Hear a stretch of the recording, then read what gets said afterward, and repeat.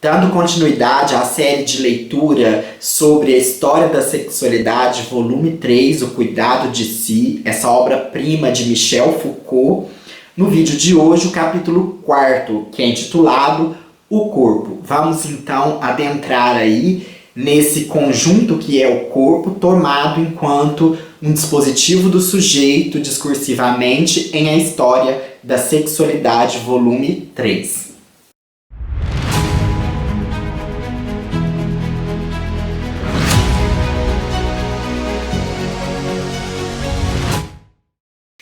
No capítulo 2 e no capítulo 3 abordou-se, Michel Foucault aborda a cultura de si no capítulo 2 e eu e os outros no capítulo 3. Então fazendo essa relação aí do cuidado de si, trazendo o sujeito à tona. O capítulo 4 é dividido em 4 capítulos. O primeiro capítulo é intitulado Galeno, o segundo capítulo é intitulado Seriam Eles Bons? Seriam maus? É uma pergunta, né? O capítulo 3 é intitulado O Regime dos Prazeres e o capítulo 4 é intitulado O Trabalho da Alma. Vamos passar brevemente por cada um desses capítulos, começando aí primeiramente por uma pequena introdução que o Foucault faz antes do capítulo 1. Então nós sabemos que eu gostaria de começar esse vídeo tomando uma pergunta que está no capítulo 1, ali chamado Galeno. Ele coloca, na parte em que ele fala da fisiologização do desejo e do prazer, ele coloca a seguinte pergunta: por que um tão vivo gozo é ligado ao uso das partes genitais? Essa pergunta, na verdade, está no capítulo 9, do livro 14, do uso das partes, que é um livro de Galeno, né? Então, quem foi Galeno? Por que essa pergunta, a respeito das partes genitais tem a ver aí com essa estrutura que nós vamos ver no capítulo 4, da estrutura do corpo. Galeno, então, que é o capítulo 1, foi um grande médico, ali dos primeiros séculos ali, dos primeiros anos da era cristã, Ele era grego, mas ele viveu no Império Romano. Ele é muito estudado na medicina, como aí um dos pais da medicina, ao lado de Hipócrates e tantos outros, Galeno, então, traz, como sempre, Foucault vai aos gregos, vai aos latinos também, aos romanos, buscar aí o arcabouço para essa sua história da sexualidade. E um dos textos é esse do uso das partes e tantos outros textos que ele traz desse filósofo e médico, porque a filosofia e a medicina andavam muito juntas, chamado Galeno. Então ele aborda, o corpo aí, ele vai ser situado muito dentro de uma prática médica, de uma patologização, o que o sexo, a sexualidade, que hoje nós conhecemos com esse nome, mas até então éramos afrodisia, que nós vimos lá no volume 1 e vimos trazendo por todas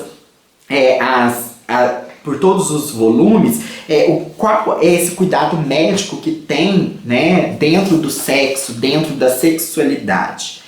E aí nós temos no capítulo 1, ele vai abordar justamente essa forma como Galeno via a questão da sexualidade, a questão do corpo, uma tentativa de explicar a anatomia corporal, de explicar as partes genitais, a questão que vai ter muito ligada com a questão do esperma, do humus, que eles vão chamar, que são os líquidos, os humores, que vão ter aí dentro dessa conjuntura. Então, na página 137 é colocado da seguinte forma: embora a formação do prazer seja assim ancorada e bem localizada, nas partes, não é menos verdade que o ato sexual implique, através dos elementos que ele instaura e as consequências que provoca, o corpo inteiro. Então, o corpo inteiro tomado como uma zona erógena, Então, há uma analogia também em Galeno em particular entre a epilepsia e o ato sexual, Então, o sexo seria essa epilepsia do prazer, E aí, ele coloca, situa os afrodisia em 3 planos, na ordem da providência demiúrgica, uma cosmologia da reprodução e uma patologia das excreções espamódicas, né? Que aí entra a questão da ejaculação, do esperma e tudo mais. Aí no capítulo 2, seriam eles bons, seriam eles maus? A gente vai ter essa questão de quando o sexo traz benefício, quando ele traz prejuízo, né? E nós vamos ver que é tomado muito como um ato violento, né? E no tópico 3 ele coloca a seguinte citação: a atividade sexual se encontra no princípio de efeitos terapêuticos, como também de consequências patológicas. Sua ambivalência faz com que seja, em certos casos, suscetível de curar, e em outros, ao contrário, é natural que induza doenças. Mas nem sempre é fácil determinar qual dos 2 efeitos ela poderá ter. Questão de temperamento de estado transitório do corpo. Admite-se, em geral, a lição hipocrática de que o coito é excelente contra as doenças que se devem à pituita. E Rufo comenta: muitos indivíduos que emagrecem em consequência de uma doença se restauram por meio dessa prática. Então Foucault está resgatando aí os gregos para ver como eles pensavam, né? Lá na época de Galeno a gente não tinha nem a dissecação de cadáveres ainda, né? Então ainda não existia um conhecimento muito grande do corpo, mas que já era tomado aí como essa zona do prazer e que ora pode ter um efeito terapêutico, ora pode ter um efeito patológico, né? Então ele coloca em Rufo também 3 pontos principais dos regimes dos prazeres, né? As relações com os rapazes, as posições que os parceiros podem tomar, seus perigos em termos quantitativos. Então nós vemos essa questão dos manuais, da prescrição, dos regimes, né?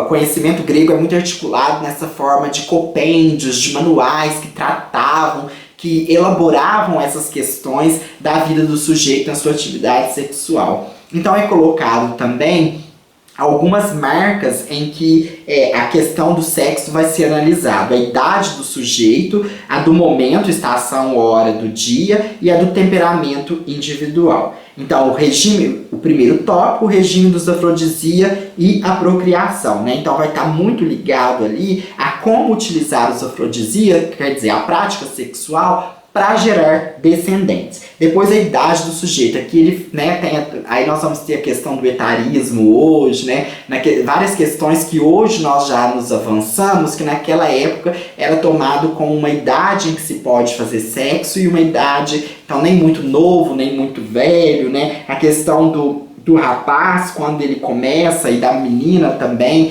após a primeira menstruação, e a questão do rapaz ali nos 14 anos tem a sua puberdade, né? E o momento favorável, Kairos, né? É sujeito a muitas discussões. Então cita-se também uma obra de Plutarco, questão de convivas, né? E os temperamentos individuais que vão estar ali relacionados também, né, com as naturezas, né, mais quentes, mais úmidas, a questão também do temperamento, do humor da pessoa, né. E no trabalho da alma, que é a última parte, ele coloca também 3 planos, né, o movimento do desejo, a presença das imagens e o apego ao prazer. E ele inicia dizendo assim: o regime proposto para os prazeres sexuais parece estar centrado inteiramente sobre o corpo, seu estado, seus equilíbrios, suas afecções, as disposições gerais ou passageiras em que se encontra aparecem como as variáveis principais que devem determinar as condutas. De certa forma, é o corpo que faz a lei para o corpo. Contudo, a alma tem seu papel a desempenhar e os médicos a fazem intervir. Então, nessa questão, nós estamos trazendo aí a questão da alma, né? Do conhecer a si, do cuidado de si.